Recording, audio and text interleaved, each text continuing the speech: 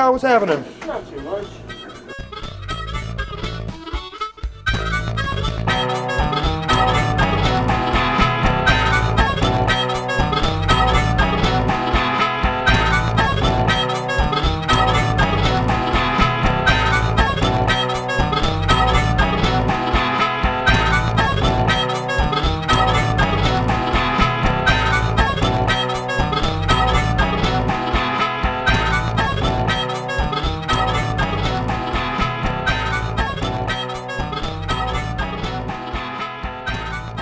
I love comics. I'm passionate about what I do. This is not just a business to me. What does comics and more mean to me? It's my livelihood, yeah. You know, yeah, it's a business, but even beyond that, I love this stuff. I like comic books and I like individuals. I hate people as a group.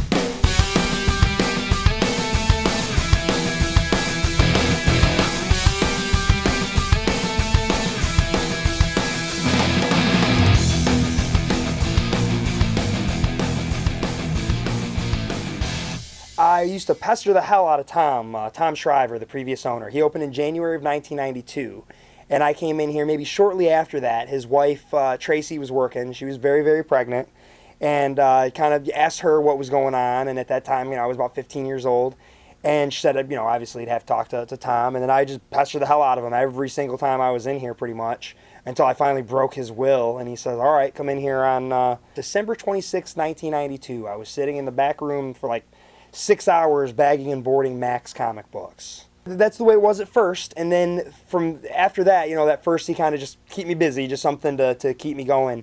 And then after that, he just had me come in on Saturdays, and in those days we were open from 11 until 7. So Tom decides that he's done and says, you know, all right, you got the keys, you're closing by yourself today. At that point, I would have been, you know, just 16, a little over 16, so he wasn't too worried about me. And he leaves. So here I am. I'm doing things. I'm doing what I need to do. And then it gets to be, you know, that last half hour stretch, and in comes this elderly gentleman. Well, then he's walking around and picking up almost one of everything, pretty much. He gets up. He's got this stack on the counter, and he says, well, let's go ahead and ring it up, see where we're at. And I'm ringing it up, and it gets up to $900. And he says, well, can we do anything? Can we do a deal or whatever? And I can't. So I got to call Tom, and I am a very strong-willed person where, to me, to call the boss on the first day that I'm left alone is admitting defeat. But I also can't do anything for this guy. There's not a darn thing I can do, and you don't discourage nearly $1,000 sales, so you just say, got to call the boss. So Tom gets up here, and he starts fiddling around with Marvin, and they're figuring out what they're going to do, and he turns and looks at me and goes, Chris, you can just go home. Just, talk about a kick to the nuts.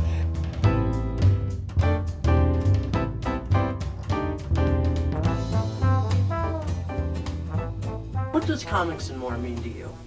It's an interesting question. I mean, it's my livelihood at this point. It's always been sort of a safe haven.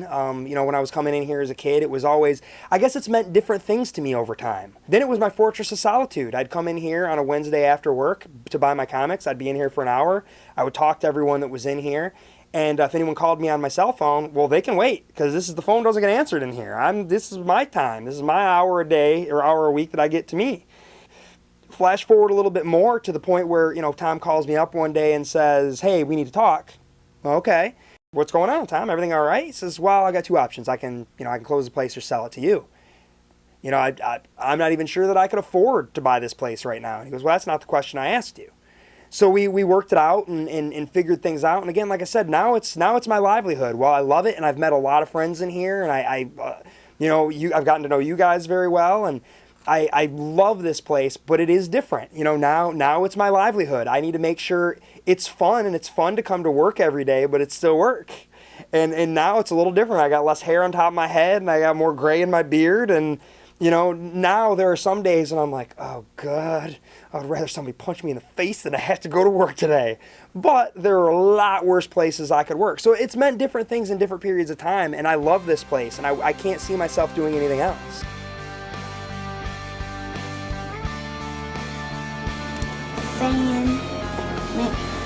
Wait a minute.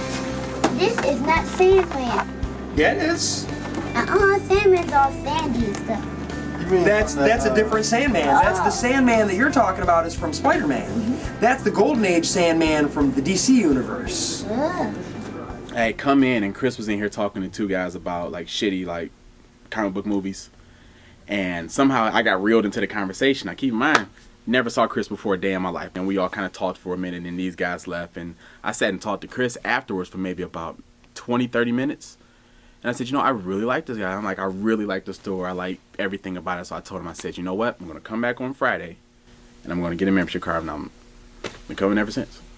Man, I live in Southfield. So, yeah, I pass, 3-4 stores. I mean, really, even when I'm coming from work, I work in Royal Oak. I literally pass Warp 9 on the way over here. I'll make the drive over here just for Chris. What is it about Comics and More, do you think, that sets it apart from some of the other comic book stores in the area? Honestly, Chris, there's other stores that you go to where the owners aren't personable. You know, you'll go in the store and you're spending your money. This is a luxury, and it's an expensive luxury at that. It's not cheap. You know, and Fantastic Four 600 is $8.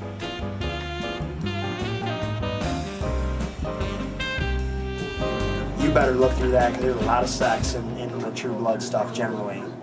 Why did you want to work at the comic book store? Why does a young boy like girls? It's natural. Any young teenage kid who likes comic books is going to want to work in a comic book store. Absolutely. I mean, why not? Why anything? How does it feel owning a comic book store? Stressful. Owning anything, I imagine, is stressful.